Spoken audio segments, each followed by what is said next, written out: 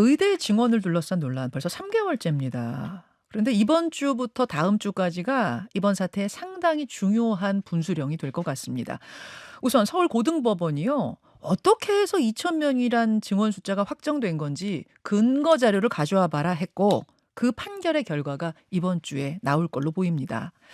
그리고 또 하나, 정부가 외국 의료 면허 소지자에 대해서도 국내 진료를 허용하게 하는 의료법 시행규칙 개정안을 지난 8일에 입법 예고를 했어요.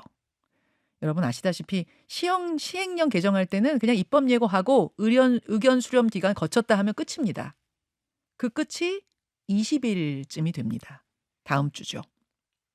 여기서 두 가지가 궁금합니다. 첫째, 외국 의료 면허 소지자가 우리나라에서 바로 진료가 가능하도록 한다는 거, 이건 어떤 의미인가? 어차피 이 나라 면허나 저 나라 면허나 비슷한 건 아닌가? 많이 다른가? 이거 궁금하고요. 두 번째는 2,000명이란 숫자가 나온 근거가 된 회의 자료 내라고 법원이 요구했는데 뭐 있다 없다 그러다가 복지부가 냈어요. 그 자료에는 과연 어떤 내용이 담겨 있는가? 이것도 궁금합니다. 자세한 설명을 해주실 전문가 출신 당선자를 모셨습니다. 소아청소년과 전공인데다가 응급실에서 10년을 근무했고요. 지역은 또 천안에서 근무를 했기 때문에 여러 가지 면에서 이번 쟁점과 맞닿아 있는 분이죠. 개혁신당 비례대표 1번 이주영 당선자 모셨습니다. 어서 오십시오. 안녕하십니까. 저는 오늘 처음 봬요. 네. 예, 무척 늦었지만 축하드립니다. 감사합니다. 순천향대 천안병원 소아전문응급센터에서 얼마 동안 근무하신 건가요? 제가 2015년부터 올해 초까지 근무해서 거의 10년 가까이 됩니다. 와, 사실은 우리가 어느 순간부터 의대 증원 얘기가 도대체 처음에 왜 나오기 시작했지? 이걸 좀 잊어버린 감이 있는데 따지고 네. 보면은 소아과 부족, 그다음에 응급실 문제, 네. 지역 의료 문제 여기서부터 시작한 거잖아요. 네, 그렇죠. 그럼 우리 이주영 당선자는 그 세 가지 다 잘 알고 계신 분이에요. 네, 뭐 현장에 있었으니까요. 그러네요. 그럼 이 질문부터 드리겠습니다. 지금까지 의정 갈등 3개월을 지켜봐온 소감이랄까요? 총평을 주신다면? 총평은 지금 정부의 방향성이 어디를 향하고 있는가 하는 것이 하나가 궁금하고, 두 번째는 지금 이 사태에 대해서 이렇게 조급하게 진행을 하는 것이 과연 어떤 이유에서이고 그리고 무엇을 위함인가라는 생각이 좀 드는데요. 이번 개정안 하나뿐만이 아니라 예. 지금 의정 갈등에 전반적으로 좀 그런 문제가 있는데, 이게 미래 예측을 어떤 방식으로 접근하는가 하는 의문이 좀 들었어요. 왜냐하면 이거는 의료계만의 문제가 아니라 앞으로 다른 정책 방향에서 의사결정을 할 때도 네네. 동일하게 적용이 될 거기 때문에 여기에 제대로 된 근거나 아니면 논의 과정이 없다면 다른 영역에서도 비슷한 부작용이 나타날 수 있거든요.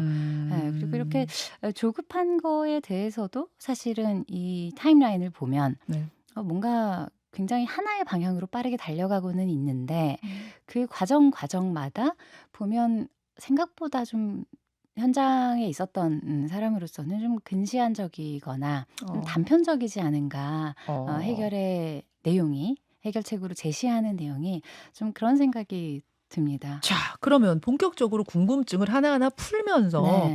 가보죠.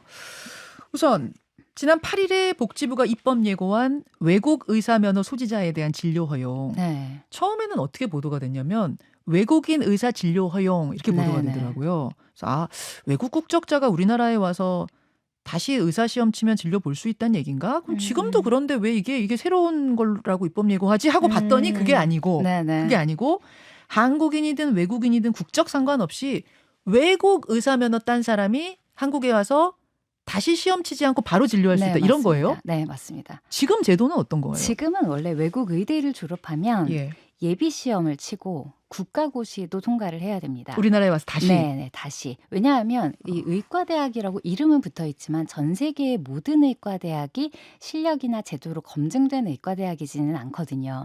우리나라의 경우에는 지금 40개 의과대학이 있는데 이게 세계의학교육연구원에서 모두 인정을 하는 그 의과대학이에요. 40개가 전부. 40개가 모두. 그래서 우리나라 의과대학을 졸업하면 세계 어디를 가도 의과대학을 졸업한 정식 의대 졸업생으로 인정을 받을 수가 있습니다. 그래도 우리나라 의사도 다른 나라 가서 진료 보려면은 다시 또 시험 시험을 쳐야 본다면서. 되죠. 그럼에도 네네. 불구하고. 의대를 졸업한 것만 인정을 받는 거죠.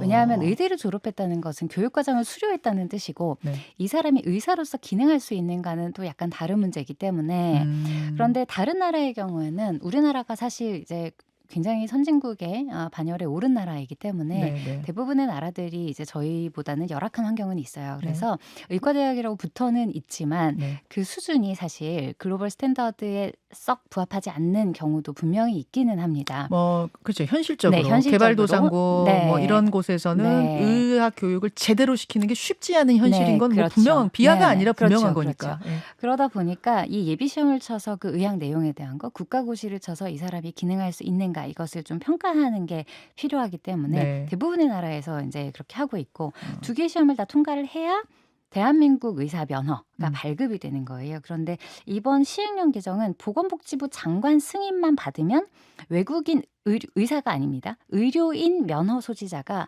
국내에서 의료 행위를 바로 제공하는 것이 가능해집니다. 아, 그러면 간호사, 조산사 모두 포함이 치과 될 의사 수 뭐 다 있는 거죠. 포함이요? 될 수 있습니다. 그런 거군요. 네. 아니 그러면 외국으로 유학들 많이 가잖아요. 네네. 미국 의대도 많이 가고 네. 요즘은 뭐 필리핀이나 중국 의대도 많이 가는데 네. 거기서 졸업을 해도 의대 졸업해도 네. 자격증 따도 네. 귀국해서 진료하려면 그분들은 다시 다 한국 의사고시 받던 거예요? 그렇죠. 아. 물론 일부 뭐 연수 형태로 온다던가 뭐 협력 진료 이런 식으로 임시 면허 같은 것이 나라마다 있는 경우는 있는데 실제로 그 나라의 의사로 인정받으려면 그 과정을 대부분의 나라에서는 동일하게 겪어야 합니다. 그럼 지금 이 입법 예고가 그대로 시행이 된다 치면 네. 예를 들어서 이제 제가 필리핀으로 혹은 미국으로 뭐 의대에 갔다가 네. 거기 의대 나와서 의사고시 따면 네. 다시 돌아와서 진료 볼 수 있다는 얘기네요. 그렇죠. 그렇게 된다는 네. 얘기구나. 그렇군요. 지금 그럼 거의 대부분의 나라에서 이런 룰을 시행하고 있는데 자기 네. 나라로 오면 다시 시험 보게. 네, 맞습니다. 이거를 깬다는 거네요. 네, 그렇죠. 자, 한덕수 국무총리는 이렇게 설명했습니다. 어떤 경우에도 실력이 검증되지 않은 의사가 우리 국민을 진료하는 일은 없도록 철저한 안정장치를 갖출 예정이다. 어떻습니까? 뭐 의사고시 우리나라 걸 안 보더라도 실력을 검증할 다른 방법 같은 건 없나요? 이 첫 번째로 지금 우리나라 임상 의료의 수준이 대단히 높습니다. 네. 그래서 사실 OECD 데이터상 의료의 결과를 놓고 보면 네. 압도적으로 최상위예요. 그런데 한덕수 총리님 발언대로라면 국민에게 제공하는 의료로서 이 최상의 의료가 아니라 최소한의 커트라인을 만들겠다는 말씀인 거거든요. 그거는 사실 좀 아쉬움이 있다 이런 생각이 들고 일단 기본적으로 지금 우리나라에서는 앞에서 말씀드린 이 예비시험과 국가고시 외에 이 다른 이런 객관적으로 검증할 만한 그런 도구가 존재하지를 않아요. 평가 항목조차 지금 정해진 바가 없거든요. 그래서 첫 번째로는 이제 의과 대학을 제대로 졸업을 했는가. 두 번째는 임상 수련에 있어서 질적으로 평가가 가능한가. 세 번째는 의사소통을 위한 최소한의 한국어 실력이 평가가 돼야 돼요. 왜냐하면 모든 나라에서 외국도 의사 유입에 있어서는 자국어에 대한 허들이 대단히 높습니다. 네, 그래서 이런 것들을 그럼 어떤 항목으로 어떻게 평가할 것인가. 또 결정적으로 이 평가 도구는 결국 의사들이 만들어야 되거든요. 그러니까 의료계의 몫이에요. 그런데 그렇죠. 이 만들어야 되는 당사자들이 지금 전혀 준비도 이런 게 없는 상태에서 정부가 가능하다고 밀어붙이는 것이 좀 의아하다. 이렇게 생각할 수밖에 그러니까 의사고시 외에 다른 안전장치라는 게 지금 뭐가 존재하지 있느냐. 않는다. 네. 뭘로 실력 검증해서 진료 보게 그렇죠. 하겠느냐 그 말씀이신데 네.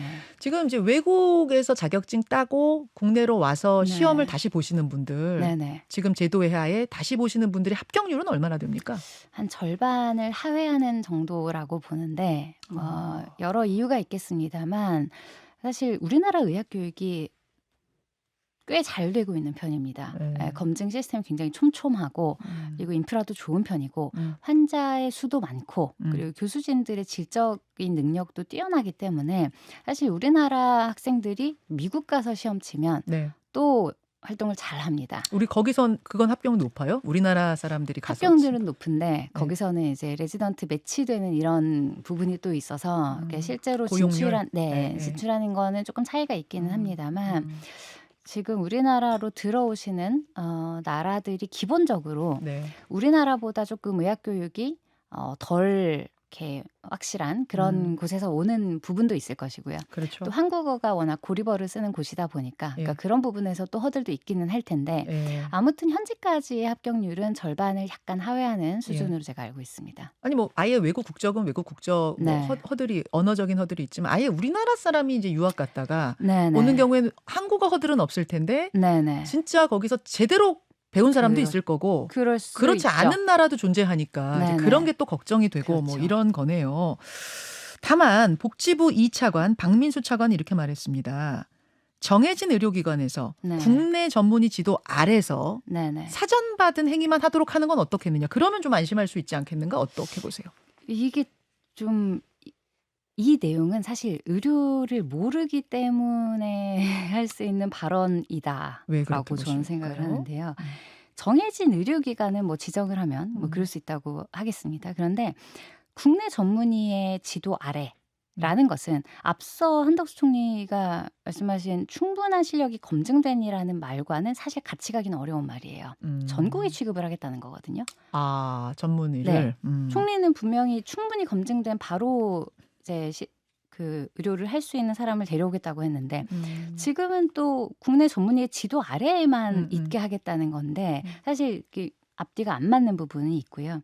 그러면은 이거는 전공의처럼 뭔가 지도 감독 없이는 단독으로 할 수 없다는 건데 그리고 또 사전에 승인받은 의료 행위라는 거는 뭐 아주 소수의 뭐 지금 일부 병원에서 이제 외국 의사들 교육하는 정도로 미리 설정하는 것이 가능할 수도 있기는 한데 대부분의 핵심 의료에서 일어나는 의학적 결정은 대부분이 다 순간적인 판단이에요. 아, 그렇죠. 실제로 그 일을 해보면. 네. 그렇기 때문에 이게 승인받은 의료 행위 외에 결정이나 처치를 할 수 없다. 그러면 사실 그 의사는 독립적으로 기능하는 의사라고 볼 수가 없는 순간순간 거거든요. 대응해야 되는데. 네네. 그렇기 때문에 그냥 사실 연수 오는 거나 마찬가지고 알겠습니다. 그 문제가 좀 알겠습니다. 있습니다. 그러면 그 기술 하나를 단독으로 배우기 위해서 이제 우리나라 선진 의료 기술들을 전수해 주는 거나 마찬가지예요. 심지어 돈을 줘가면서. 허허. 네, 그렇기 때문에 이거를 뭐 언어, 문화, 뭐 의료의 수준, 시스템 다 다른 외국인 의사를 데려와서 돈을 줘가면서 우리나라 국민의 건강을 볼모로 가르쳐가면서 시행되는 의료 행위가 과연 옳은 것인가? 자, 예. 외국 면허를 가진 사람이 국내 시험 없이 진료하게 하겠다는 게 어떤 의미인지를 좀 이해를 했고 네. 국제적인 룰을 깨는 거다 보니까 네네. 뭐 그냥 뭐 그래 뭐 하면 되지 부족하면 하면 되지가 아니라는 걸 좀 네. 알게 됐어요. 지역 종합병원 응급실에서 10년간 근무한 소아과 전문의 개혁신당 이주영 당선자 지금 만나고 있습니다. 두 번째 궁금증 넘어가 보죠.